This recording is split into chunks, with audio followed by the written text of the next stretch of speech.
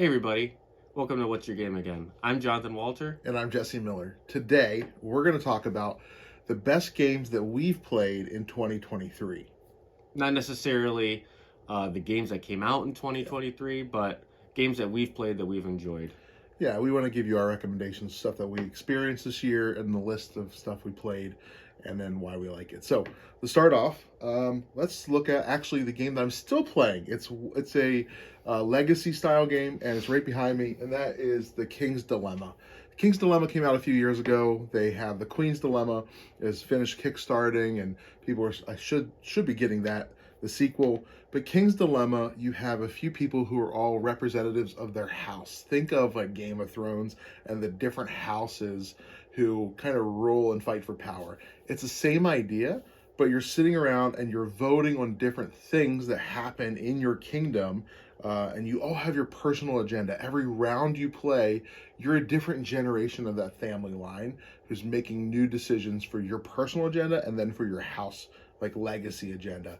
And it gets pretty wild. It's a lot of fun to see people with different personalities argue outside of their normal moral preferences based off of their character cards and their objectives in front of them. It's a lot of fun. We've done this with some friends for multiple weeks straight, and we still have about halfway to go through. You're looking at about 10, 15, maybe like 17 plays before the end of the game itself, but it's a lot of fun. Very creative. You're creating new characters, you're opening envelopes, you're throwing cards away. Legacy style game. A lot of fun. Mm-hmm. A lot of tough decisions. Yeah, a lot of tough decisions. Do we ban this book in our kingdom? Do we go to war? Do we do this exploration trip? What cost does it cost the kingdom? Do we host like a joust, things like that, to increase one part of our kingdom, but it could damage the other part of our society? And so it's pretty fun. A really good storyline going through it as well. So cool. Yeah. One game I haven't played this in a while, but going way back to the beginning of the year, I remember playing this Rear Window. Mm-hmm. It's basically a game based on the Alfred Hitchcock movie. And you're playing a character, and you have one person, they're pointing out clues, obscure clues, by putting down pictures. And you going through several different days, the other people have to decide what you're trying to focus on to find, to match up a person and like a different characteristic of that person. So I mean, it's got a lot of like Mysterium type of vibes. Yes. Like Mm-hmm. abstract thought, like what is that person trying to communicate based off of a picture. And like you said, there's days that you have to figure it out in different apartments as well. So it's like you're trying to find 4 pairings throughout the whole game. But I think it's a great game because, well, it says 5 players, but I've played it with a ton. Just have one person setting out the clues, or even you could have 2 people setting out the clues, and then you could have a bunch of guessers. Yeah. Obviously, you could have too many chiefs in the guessers, but if you're all like, working together, then it could work out fine. Yeah. So I think it's a great like starter game, party game type of vibe that I would recommend. Yeah. One with the party game type of theme. This is a new one that came out. I kickstarted called Hollywood 1947. In this game, I love this whole series by Facade Games. They have all these different books that are based off of historical time periods, and they came out with Bristol during the pandemic. They did Salem, but this one in Hollywood, 1947, you were trying to figure out who are the communists, the fascists amongst you, and you're trying to get your agenda, whether it's patriotic or a fascist agenda, put out in the movie that's coming out in Hollywood. So by the end of it, you're trying to get the most amount of your agenda through and figure out who's the communist, who's the fascist among us. It's a really good game for like 8, 9 people, I think. Really good for that number. We played it with people who had never played it, and it was so much fun the first time we played it. Definitely highly recommend this game for a group. The next game is Viticulture. So this game is you're working through the 4 different seasons. You're creating you're starting your own winery and vineyard. Forgive me. You're starting your own vineyard, and one thing, what I like about it is you get to like build different buildings, but you also get to like see your crop like progressing, aging basically throughout the course of the game. So you'll start off with like cheaper wines, but then as you get more and more grapes, then you could also create those more expensive wines. Yeah. And it's a worker placement game. I think it's a great game. It is a good game. Yeah. It's been out for a few years now, and I think they're making different versions or expansions for it. Yeah, this is the Essential Edition. There's also Tuscany, Yeah. but I think that might be an expansion Yeah. for it. Stonemaier games, really fun. If you like worker placements. If you're not into worker placements, this would not be good for you. But if you like putting your thing out, getting the reward for that location, one of the best, for sure.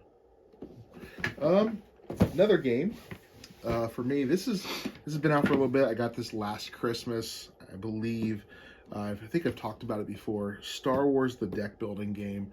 If you are a Star Wars fan, this is such a great game to play. It's quick. It's a 2-player game, so it's 1v1. You sit across the table. There's this row of cards that you're protecting your base. You're playing a handful of cards. It's a deck building game because you only get to play 5 at a time. You're purchasing cards to put into your deck, and you hope you draw the good ones. It's really fun. You protect your planet. You protect your home base, and one person's the Empire, one person's Rebels. And I've played this game probably more than any other game this year. I played it with my 12-year-old daughter multiple times. I played it with a few friends multiple times. So I believe they're coming out with expansions, different cards, different themes in the Star Wars universe. But if you like Star Wars and you want a good game that's maybe half an hour to play, might push an hour if you're slow at it. Really fun game. I've seen this like wildly turn in a matter of just the right cards at the right time, where one person's sure they're going to win, and then just I've come back out of nowhere just because I drew the right cards that had the right combo, and a lot of fun. Not to be confused with Star Wars Unlimited. No. The TCG game coming out later. Very different game. Yeah. But, the last game is Trailblazers, the John Muir Trail. And I love the theme of hiking. You're working your way down the John Muir Trail, trying to take pictures, trying to gather resources to make consume certain resources every day because, it's taxing going hiking. It really embodies the theme of a hike. Yeah. The only thing I would say about the game is it's probably 1 or 2 turns too long. Like Dice Tower said, I agree with that. But otherwise, if you love hiking, and I've played this multiple times, I just love it every time. It's a beautiful thematic game for us as hikers. It's a lot of fun. And if you like this game, or the Arizona Trail, the Arizona Trail is coming out on Kickstarter, I believe, in February. So you could also kick back that to get the next game, also with the same artist, Andrew Bosley, which the art is a big thing in this game. So finally for me, the game that came out and was up for a bunch of awards this last year, Flamecraft. This looks like a child's game. It's really not. It's great artwork. It's a worker placement where you have these dragons that you put out throughout the town to get different resources, to do different objectives. You have different types of dragons that come out and get different points. It's really a points-based game. You want to get these rewards to get points and be at the end of the game the one with the most amount of points. Your dragons flame up different things throughout the town at all the different shops, and so you place your dragon there and you get rewards and you flame up different things. You're trying to work a good combo. That's really what it is. And then you can enchant different shops to give them more abilities there. Really fun game, I think. If you like somewhat of a worker placement with a more magical, like colorful theme, it's a beautiful game. And so for me, it was one of my favorites that I played this year. I like the randomization of it, where your board is just like that cloth mat, and then the different shops come out are completely random, and they all give different huge variety to this game. We've only played it with the base of the enchantments. There's a higher level, like more advanced enchantment deck. We've never even played with that. And there's also where you can get like a partner dragon. We've never played that version either. So there's a lot of variety to this game. And my 7-year-old has played it with us, so it's not for kids, but she could play. She got a little bored after a while because there's just a lot of stuff going on. But it's a beautiful game, and I highly recommend it. So, well, those are our best games that we've played in 2023. We look forward to 2024 and a year full of new games, and we hope that we can keep making recommendations to you. At the show notes, I'm going to give a list of all the games that I've played throughout this year.